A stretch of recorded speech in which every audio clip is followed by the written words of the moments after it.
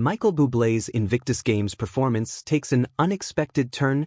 A royal tension unfolds. It was supposed to be an evening of celebration, a tribute to resilience, courage, and the indomitable spirit of veterans. But at the 2025 Invictus Games in Vancouver, Canadian singer Michael Bublé delivered more than just a performance.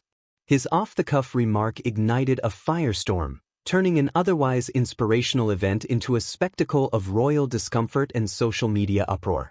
Midway through his performance, Bublé took a brief pause, scanning the glamorous, star-studded audience. His eyes lingered on Prince Harry and Meghan Markle, seated in the VIP section, sipping what appeared to be a pair of extravagant cocktails. Then, with a knowing smirk, he delivered the line that sent shockwaves through the venue. "You know, it's funny how easy it is to spend money when you didn't have to earn it yourself."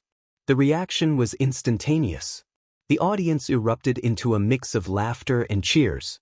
Some gasped at the audacity, while others clapped in approval, clearly interpreting the comment as a pointed jab at the Duke and Duchess of Sussex. Love keeping up with the British royal family? Hit subscribe and never miss a moment of royal news. For Harry and Meghan, the moment was a delicate test of composure. Meghan's practiced smile faltered, just for a second, but long enough for cameras to catch it. Harry's jaw tightened, his grip on his glass stiffening.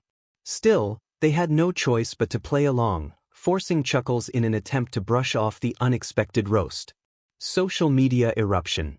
The hashtags that took over. It didn't take long for the moment to go viral. Clips of Bublé's remark flooded social media, triggering heated debates across Twitter and Instagram. Within hours, hashtags like #BubléBurn, #SussexScandal, and #RoyalHypocrisy began trending worldwide. Critics seized on the moment to reiterate long-standing accusations against the couple, their penchant for luxury, their multi-million-dollar mansion in California, and the irony of their continuous complaints about financial struggles while securing lucrative Netflix and book deals. "Bublé just said what we were all thinking," one user wrote. "Imagine making an event about veterans all about yourselves," another chimed in. Meanwhile, Sussex supporters scrambled to do damage control, downplaying the remark and accusing Bublé of unprofessionalism. Disrespecting a veteran at a veterans event? "Stay classy, Bublé," one tweet read.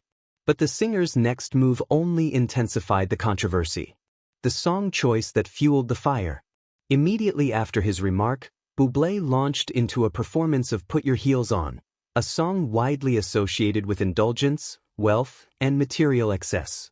The symbolism wasn't lost on the audience. Was this a mere coincidence, or a deliberate reinforcement of his earlier point? The lyrics, dripping in themes of lavish spending, only seemed to deepen the irony of the moment. A veterans event, meant to spotlight the sacrifices of wounded warriors, now had its attention diverted to a discussion on wealth, privilege, and misplaced priorities. A growing controversy: is Invictus losing its mission? This incident didn't happen in a vacuum. The Invictus Games, originally founded by Prince Harry as a noble initiative to honor wounded veterans, has increasingly come under scrutiny. Many have begun questioning the event's financial management, asking whether its funds are truly benefiting veterans or being used to facilitate luxury accommodations, celebrity appearances, and extravagant side events. The presence of Meghan Markle at the Games has long been a point of contention. Critics argue that her attendance, often accompanied by carefully curated photo ops and high-fashion statements, has transformed the event into more of a publicity vehicle for the Sussex brand rather than a solemn tribute to the men and women who served. Bublé's comment, whether intended or not, tapped into this broader discontent. Royal damage control. How the Sussexes are spinning the narrative. Back in California, Team Sussex is reportedly scrambling to regain control of the story. Close sources suggest that Harry and Meghan's PR team is working overtime to paint the incident as an overblown misunderstanding. Some insiders claim Meghan was graciously laughing along, while Harry respected the humor of the evening. But leaked reports indicate that behind the scenes, the couple was anything but amused. They were blindsided, an anonymous source revealed.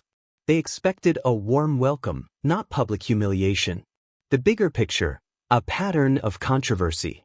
This isn't the first time Harry and Meghan have found themselves at the center of public scrutiny during an event meant for others. Their Nigeria tour, Meghan's choice to wear over £120,000 worth of luxury fashion while visiting one of the world's poorest countries, sparked outrage. Critics slammed her for a lack of self-awareness. The Harlem school visit.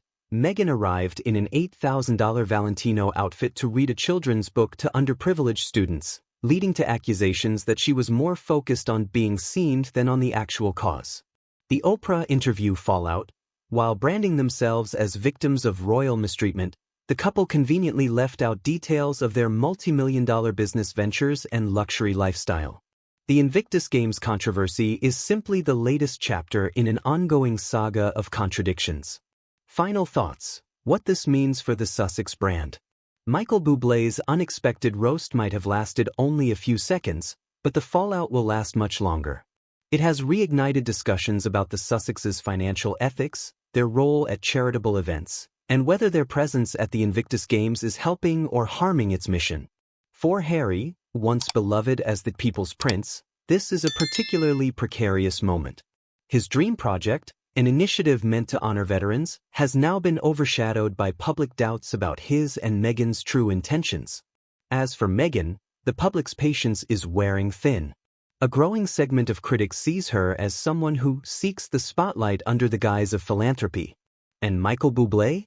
He might have just secured his spot as one of the most unexpected figures to shake up royal discourse in 2025.